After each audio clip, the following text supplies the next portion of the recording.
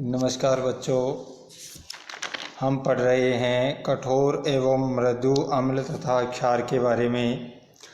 और इससे पहले जो है हमने कठोर और मृदु अम्ल क्षार सिद्धांत के बारे में चर्चा की कि उसके जो लिए कौन कौन से सिद्धांत दिए गए हैं। आज हम बात करते हैं कि जो HSAB जो कॉन्सेप्ट है इसकी एप्लीकेशंस क्या हैं और HSAB सिद्धांत के जो अनुप्रयोग हैं उनमें सबसे पहला जो इसका उपयोग है वो है संकुलों के स्थायित्व का अनुमान लगाना।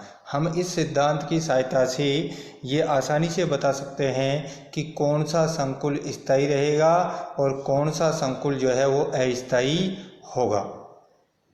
इसके लिए यदि हम देखें तो ये जो सिद्धांत है HSAB जो सिद्धांत है वो ये कहता है कि कठोर अम्ल और कठोर जो क्षार है उससे बना हुआ जो संकुल होता है वो स्थायी होता है, जबकि कठोर और मृदु के संयोजन से बना हुआ जो संकुल होता है वो अस्थायी होता है। यदि हम उदाहरण पर विचार करें तो Ag2 जो माइनस संकुल है वो स्थायी संकुल है, क्योंकि Ag+ जो है वो मृदु अम्ल है, जबकि I- जो है वो भी मृदु क्षार है। अर्थात ये जो है मृदु अम्ल और क्षार का संकुल है इसलिए स्थायी होता है, जबकि जो AgF2 जो है वो AgF2 अस्थायी संकुल होता है, क्योंकि ये जो संकुल है वो मृदु Ag+ और कठोर जो क्षार F- से बना होता है। तो इस सिद्धांत के आधार पर हम आसानी से पता लगा सकते हैं कि कौन सा संकुल जो है वो स्थायी होगा और कौन सा संकुल जो है वो अस्थायी होगा। इसके बाद में जो इसका अगला जो अनुप्रयोग है वो है आपका सहजीविता, सिम्बायोसिस। इसके बारे में जो है हमने हमारे पिछले जो वीडियोज़ है उनमें हमने इसका अध्ययन किया था और हमने ये बताया था कि ये जो सिद्धांत ये कहता है कि मृदु लिगैंड जो है उस सेंटर से उस केंद्र से जुड़ने की प्रवृत्ति होती है जिस पर पहले से मृदु लिगैंड जुड़े हुए हो, और कठोर लिगैंड की उस केंद्र से जुड़ने की प्रवृत्ति होती है जिस पर पहले से जो है कठोर लिगैंड जुड़े हुए हो। इसे हम इन उदाहरणों से जो है आसानी से समझ सकते हैं।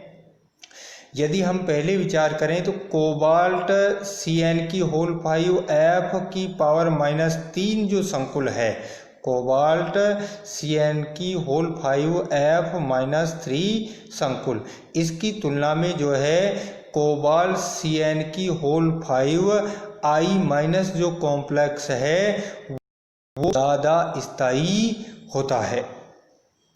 इसका जो कारण है वो है कि कोबाल्ट जो +2 है वो मृदु लिगैंड है और I- जो है वो भी मृदु लिगैंड है, इसलिए कोबाल्ट के साथ आयोडीन का जो कॉम्प्लेक्स है वो स्थायी होगा, जबकि फ्लोराइड जो है वो कठोर लिगैंड है, इसलिए ये जो है आपका क्या होगा, कम स्थायी होगा या अस्थायी होगा। इसी तरह से यदि हम ये बात विचार करें कोबाल्ट NH3 की I+2 जो कॉम्प्लेक्स आयन है इसकी तुलना में कोबाल्ट NH3 की F जो लिगैंड है +2 यह अधिक स्थायी है। और इसका भी कारण यह है कि कोबाल्ट के साथ जो है पहले से 5 कठोर लिगैंड जुड़े हुए हैं, इसलिए जो है ये कठोर लिगैंड को ही जुड़ने में वरीयता देता है। अगली जो हम बात करें तो अगला है कि कोई भी अभिक्रिया होगी या नहीं होगी, अभिक्रिया की जो संभावना है उसको भी जो है हम HSAB कॉन्सेप्ट की सहायता से आसानी से समझा सकते हैं। जैसे हम जो है एक अभिक्रिया पे विचार करते हैं, जो आप देख भी रहे हैं, लिथियम आयोडाइड की अभिक्रिया सीजियम फ्लोराइड के साथ यदि हम करवाते हैं तो लिथियम फ्लोराइड और सीजियम आयोडाइड बनता है, क्योंकि इस अभिक्रिया में जो लिथियम आयोडाइड है वो कठोर और मृदु जो अम्ल क्षार कठोर मृदु क्रिया से बना हुआ लवण है, जबकि सीजियम मृदु और फ्लोराइड जो है वो कठोर। तो ये जो अभिकारक हैं वो कठोर मृदु अन्योन्य क्रिया से बने हुए लवण हैं, लेकिन इनकी जो अभिक्रिया है उससे जो लिथियम फ्लोराइड बनता है या सीजियम आयोडाइड बनता है वो कठोर कठोर और मृदु मृदु जो लवण है, मृदु मृदु जो अम्ल और क्षार हैं उनकी क्रिया से बनता है। ये अधिक स्थायी हैं बजाय लिथियम आयोडाइड और सीजियम फ्लोराइड के। तो इस तरह से जो है हम ये बता सकते हैं कि अभिक्रिया किस दिशा में जाएगी। तो ये जो अभिक्रिया जिस पर हम बात कर रहे थे ये जाएगी आपकी दाईं ओर संपन्न होती है, क्योंकि कम स्थायी संकुल से अधिक स्थायी जो संकुल या यौगिक हमें प्राप्त होते हैं। अगली जो इसकी एप्लीकेशंस है उसमें है यौगिकों की विलयता, यानी कि यौगिकों की जो विलयता है उसका भी हम इससे अनुमान लगा सकते हैं। HgO जो है वो HCl में घुलनशील है लेकिन HgS नहीं है। इसको भी हम HSAB कॉन्सेप्ट से आसानी से समझा सकते हैं। हम अच्छी तरह से जानते हैं कि HgO जो है वो कठोर मृदु कठोर क्रिया से बना हुआ है।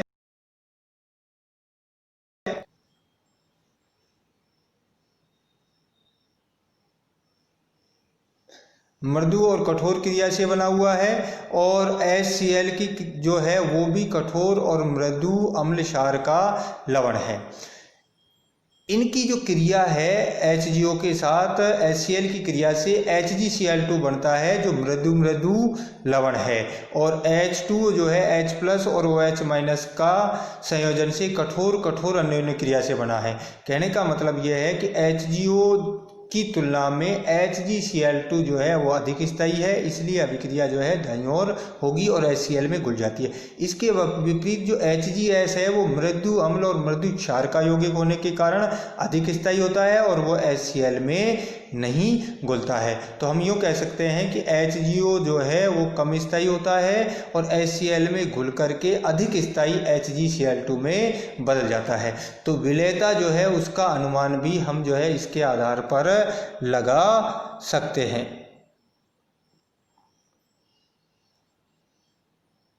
विलयता का इसके अगला जो इसका अनुप्रयोग है वो है आपका हैलोजन अम्लों की आपेक्षिक प्रबलता, कि हैलोजन अम्लों की जो प्रबलता है उसको भी हम HSAB कॉन्सेप्ट की सहायता से आसानी से समझा सकते हैं। हम जानते हैं कि हैलोजन अम्लों की अम्लता का क्रम जो है HI सबसे अधिक अम्लीय होता है, फिर HBr उससे कम, फिर HCl और देन HF, यानी कि सबसे कम अम्लीय होता है HF। और इसका कारण यह है कि HF जो है वो कठोर अम्ल और कठोर क्षार का यौगिक होने के कारण अधिक स्थायी होता है, और ये जो है आपका जल के साथ अभिक्रिया नहीं देता है, यानी कि ये अभिक्रिया ये नहीं देगा। जैसे हैलोजन अम्ल जल के साथ क्रिया करके H3O+ और X- बनाते हैं, लेकिन HF जो है दुर्बलतम अम्ल है, जबकि HI कठोर और मृदु कठोर अम्ल और मृदु क्षार के यौगिक होने के कारण ये बहुत अधिक स्थायी है और जिसका जलीय माध्यम में आसानी से जल अवठन हो जाता है, इसीलिए HI जो है वो प्रबलतम अम्ल है। इसी तरह से इस सिद्धांत की सहायता से हम अभिक्रिया की दिशा का भी अनुमान लगा सकते हैं। तो नेक्स्ट जो इसका एप्लीकेशन है वो है आपका अभिक्रिया की दिशा का अनुमान लगाना। यदि हम नीचे की जो अभिक्रिया दी हुई है H+ और मेथिल मर्करी हाइड्रोक्साइड, इन पर विचार करें तो H+ जो है वो कठोर अम्ल है और मेथिल मर्करी OH जो है मृदु और कठोर की क्रिया से बना हुआ यौगिक है जो कि अस्थायी होता है।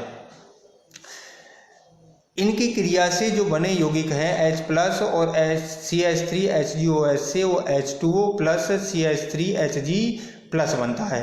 H2O कठोर क्रिया से स्थायी यौगिक होता है। इसका मतलब यह है कि ये जो अभिक्रिया है वो दाईं ओर जाएगी। दूसरी जब अभिक्रिया है उस पर यदि हम विचार करें तो H+ कठोर है, जबकि जो CH3HgSS जो है वो मृदु क्रिया से बना हुआ लवण है जो कि स्थायी होता है, और इनकी क्रिया से जो H2S जो कि कठोर मृदु और CH3Hg+ जो है वो मृदु है। इसका मतलब है कि अभिक्रिया जो है वो बाईं ओर जाएगी, क्योंकि इस बाईं ओर जाने से मृदु मृदु क्रिया से स्थायी उत्पाद प्राप्त होता है। अन्य जो इसकी एप्लीकेशन है, अगली जो एप्लीकेशंस है वो है उभयदंतुक लिगैंड युक्त संकुलों में बंधन।